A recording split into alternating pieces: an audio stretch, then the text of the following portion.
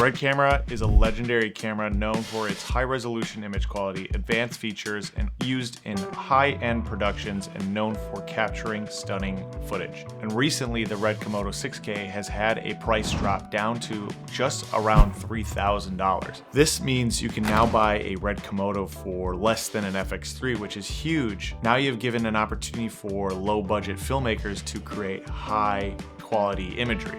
I've personally used the Red Komodo in a handful of short films I've helped made, including the recent short film we made, Don't Answer. And in all honesty, this camera is a blast to use. I love it. I genuinely love how it handles. It can easily be built out, and the 16 stops of dynamic range give you so much playroom, and operating is extremely easy with this camera.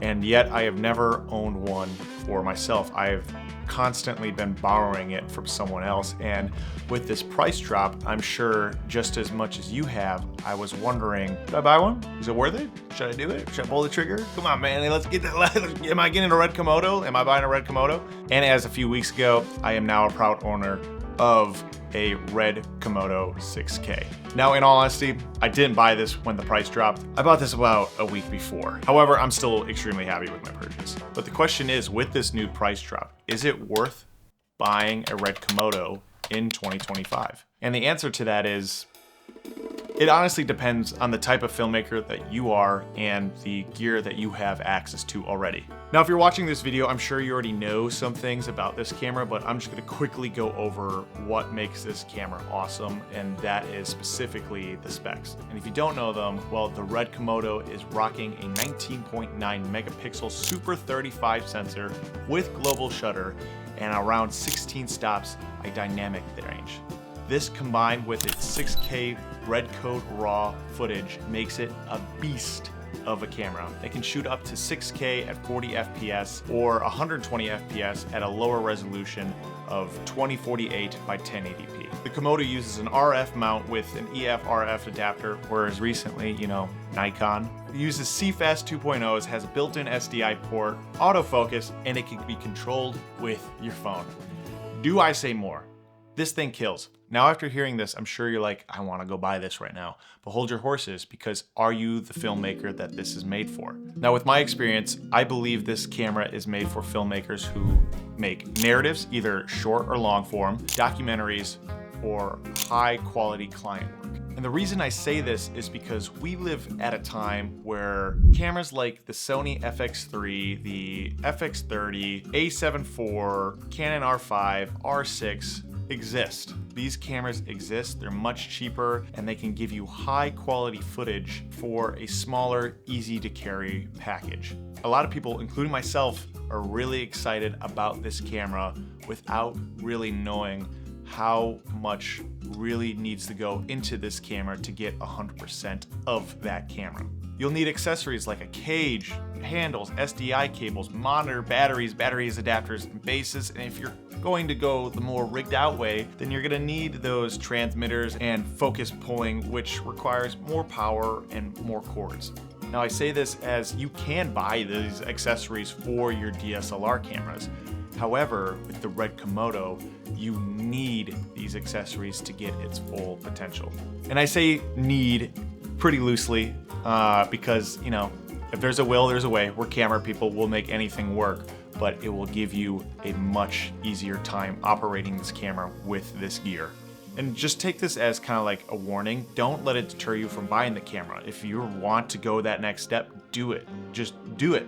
But it might just be easier for you to start with something lesser, or what I'm getting at is there are products that will make what you're doing easier and more efficient. It's not a content camera, it's kind of a run and gun cam, it's really a professional camera.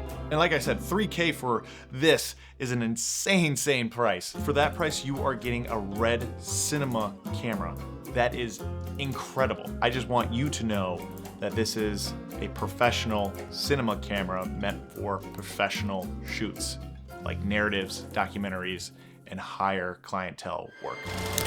So throughout this video is definitely hounding on that this is not a content creation, run and gun kind of camera, which it really isn't. But for me to say that you can't use it for that is completely false. You can use this for content. You can use this for run and gun. Right now I have it rigged out so I can run and gun. I can hold it with one hand. It's light enough. I would love for it to be a little bit lighter. Most likely it's mostly my Mikey lens, but you can definitely use it for that purpose. However, for example, right now I'm using my FX30 to film this segment. I'm not using my Red to film this. I definitely could, but I'd much prefer to use the FX30 because this thing collects so much information, whereas I can get by just by using the S-Log3 on my camera. Now, if you are one of those people who fit that description, oh my God, you're gonna love this camera.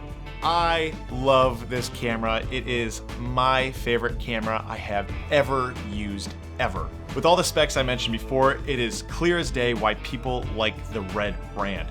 Working with the footage is so fun due to how much information it collects, and the footage is so crispy and clean looking. I love it.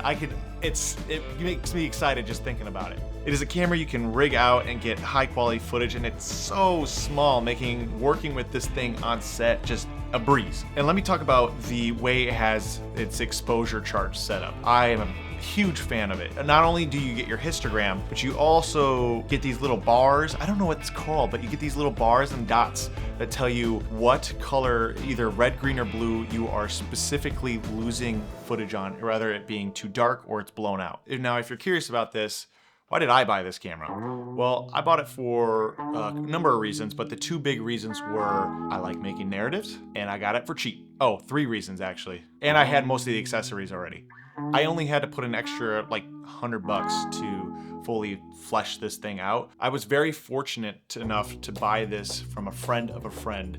So like I said, I bought it a week before the price drop, but I still got this thing for $3,000 with extra accessories. And I pretty much had this thing already rigged out right when I got it. After working on the recent short film Don't Answer, it really spoke to me like I need my own. I don't want to keep borrowing one. I want to be able to do test shots or just go out and film with it whenever I want to. And then also when I do client work, I don't have to constantly borrow it. I have it ready to go. I had the budget, I had the accessories, I had the privilege to buy this camera. In summary, this is a great camera, but I would really highly recommend seriously sitting down and thinking about, do you actually need this? Are you doing the amount of professional work this professional camera deserves? With that being said, thank you for watching, and I hope this has helped you at least figure it out, or at least took you to that next step on debating on buying this camera. All my socials are porker_13. If you'd like to keep up to date with me, feel free to join our Discord. We talk about cameras and more cameras in there. And again, as always, please keep on filming. Thanks for watching. Love you. Have a great one.